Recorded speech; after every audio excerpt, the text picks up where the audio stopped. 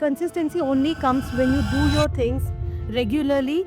That builds internal confidence in your mind, and then you become a go-getter. And you just know that you're so aligned that no one can stop your progress from there. You know what? Happiness has become like a performance. People are doing what they think they should do, like they're being positive, they're being productive, they're taking responsibility, but they're actually very disconnected from their internal, their emotional self. And as women, all of those things really stick to our mind. If someone says, "No, you're fat, you're ugly," or if someone says, "You're dark," these are the things we don't know how to handle our emotions at that point in time. Hi, everyone. A very warm welcome to my podcast called as Unfiltered Conversations with Swati.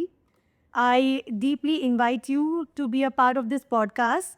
And this is a space where we'll have real, unfiltered conversations about why women are losing their joy today and what is the fact that they're missing in their life, even though they had everything with them, and how they can truly awaken their inner joy.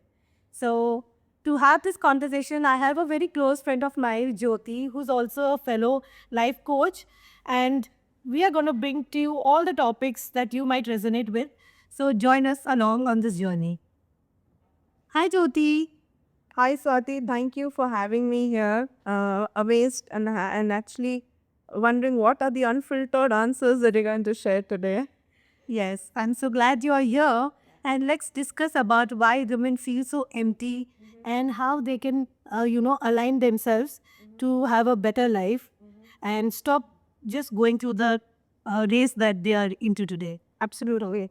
In fact, one of the questions that has come to me is why do women feel a sense of lose that sense of joy in once I think it's more after marriage and kids and things like that. Why does that happen? That's so right, Jyoti. What I feel today is that we are all living on an autopilot. So, we've been conditioned from childhood. There have been times when some teacher has told us, "See, you've not done the homework, so you're not good enough." And then you come back home and your mom sees that you've got such remarks from your teacher and she just says, "Yes, you're useless." And, all of those things have got ingrained in our system. And then we grow up in our early teens or sort of a thing. There's a lot of body shaming, we are also developing. And as women, all of those things really stick to our mind. If someone says, "Oh, you're fat, you're ugly," or if someone says, "You're dark," these are the things we don't know how to handle our emotions at that point in time. And after all of this growing up and marriage happens to you, and typically what happens, you are coming into a completely new family in an Indian setup. Either it's a love marriage or an arranged marriage. I feel like both of these types of marriages, there's always a certain level of adjustment involved. So neither of it is easy, but then it's how your sasuma sometimes would end up telling you, ki you didn't make this right, or your husband would say ki itna bhi nahi aata. And then, this conditioning just makes every woman feel so heavy. And that's a phase when you have kids and everything. And even your nannies would come up and say, "Nahi, madam, this is not the right way to do." So the world is constantly judging you, criticizing you. And women just, stop talking to their inner self. And they seek for validation outside of themselves. And that's where the real problem lies, Jyoti. Absolutely. In fact, one of the things that occurred to me as well is the unsaid expectations they have of them, right? Right. My husband, my children, my mother-in-law, my father-in-law, my parents, and then the in-laws, that is the larger extended family. Yes. And if you're working, then they'll ask, right? So there are just expectations, and sometimes we don't even ask. We think we need to do this much. Like you said, one of the initial, it's one of the initial things that happens when you're growing up is you're not good enough. And that is so rooted self-belief within us. True. That self-belief grows into, I have to achieve this, I have to manage this, I have to do this.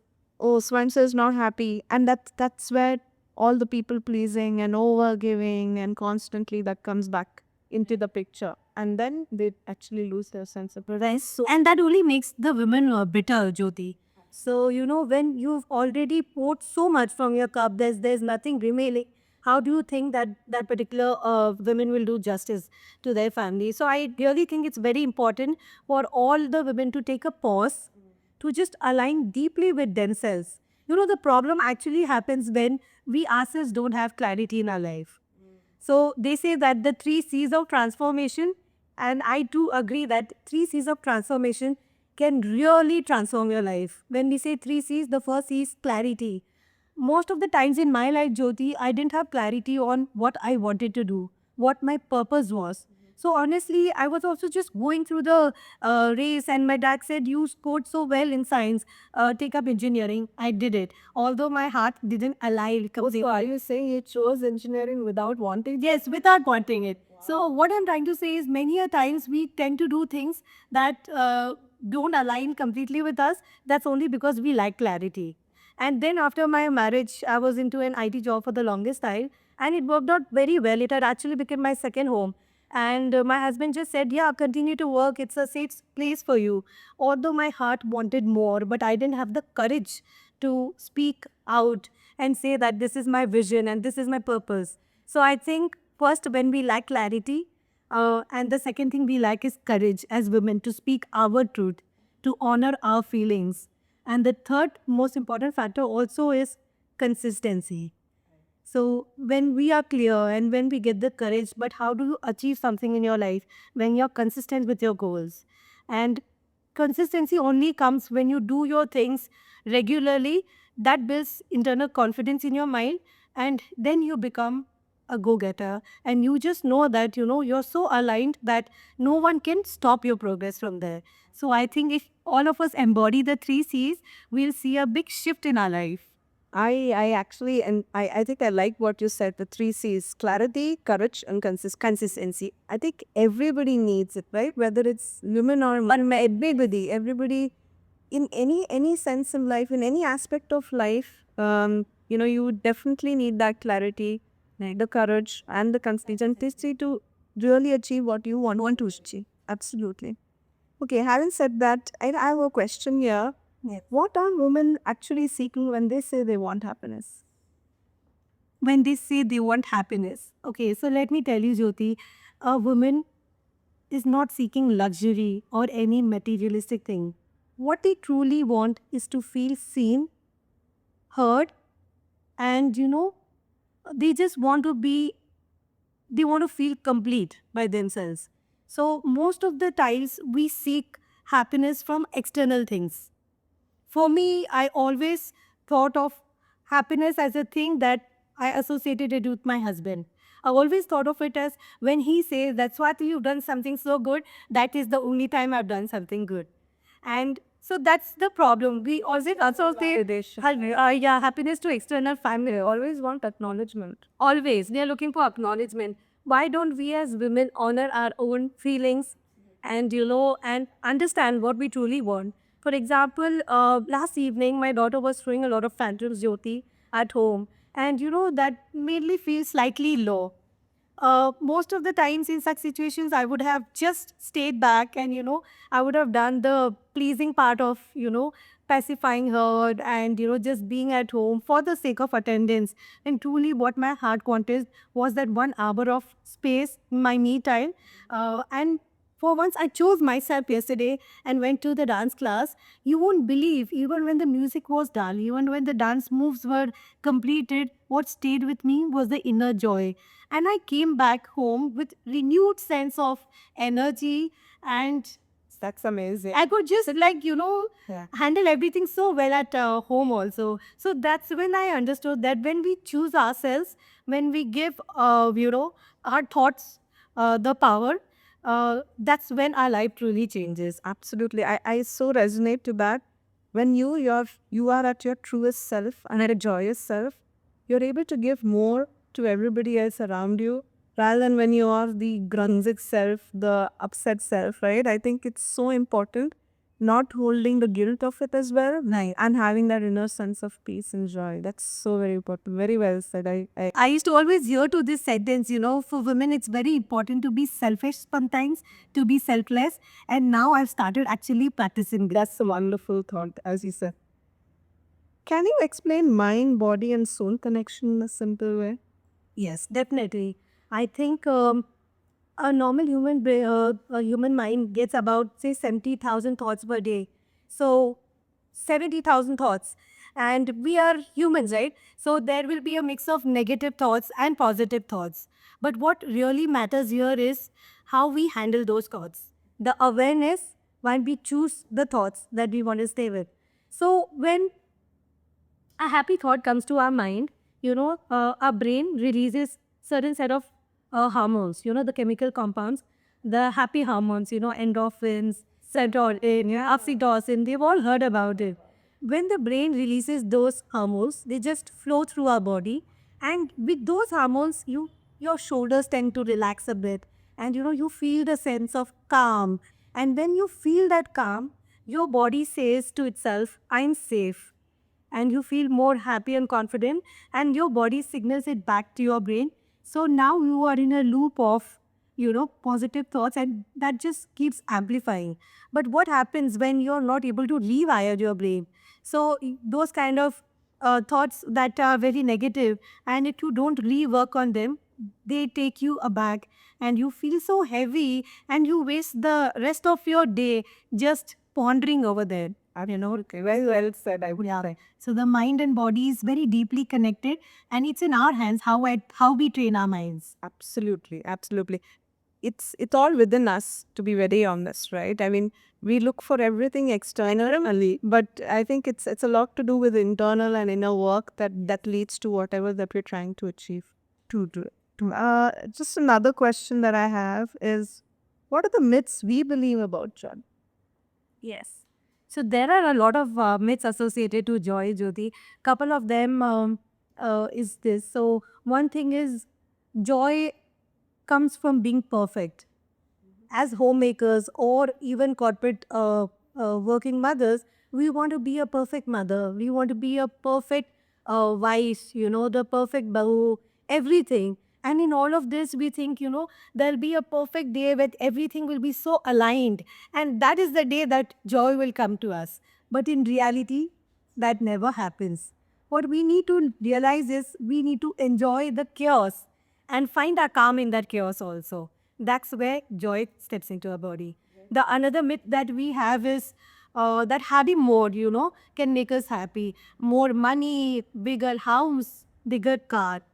But joy is an inner state of mind. Nothing external can fulfill you. It's what you talk to yourself. The real truth is what actually matters. Absolutely. Yeah. As I said, myths of, again, it goes back to all of what externally we can validate. Yes. But the gap is the inner connection that you actually lack, which no matter how much you achieve, which you may never actually get. True.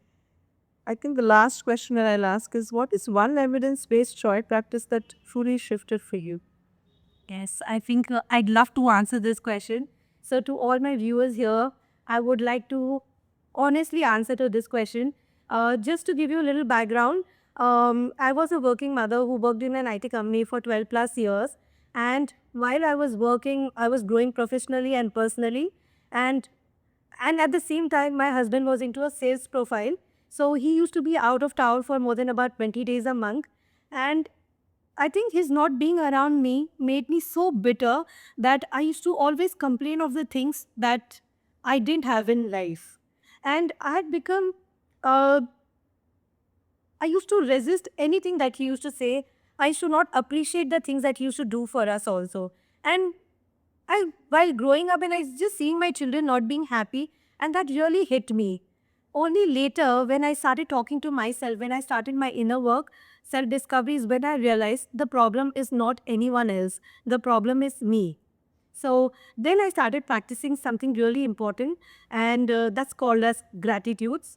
I took out a book and I just started writing 3 to 5 things every day that I was very grateful for. And that changed my mindset from lack to abundance. I started thanking God for the beautiful kids that I had, for my husband who's working so hard to support us in every way possible, and for everything that I had around me. Even for a small cup of coffee that came to me, I started feeling the gratitude. And there came a time I started living in the gratitudes. And today I'm telling you, it's a tool that has changed my life 360 degrees. So it's just not mere words. I want you all to practice gratitude and just do it for a period of say 21 days and write back to me and tell me if it really shifted something inside you. It's only our perspective shifts that makes us see the world in a better manner. And then you start being in a state of bliss, and you don't need anything else in life. You're so content, and you start seeing the positives, and that's where your life changes. That's really deep and so very important, right? I think being grateful for what you have. Yes. We constantly see what we don't have, but we don't really honor and be grateful and thankful for what we already have. And absolutely, going from I like the word you said, from lack to abundance. That was amazing. Thank you so much, Swati, for sharing that. Thank you, Jyoti. I loved our candid conversation. And to all my dear viewers, I would like to say joy. I found a simple acronym that can truly help all of us.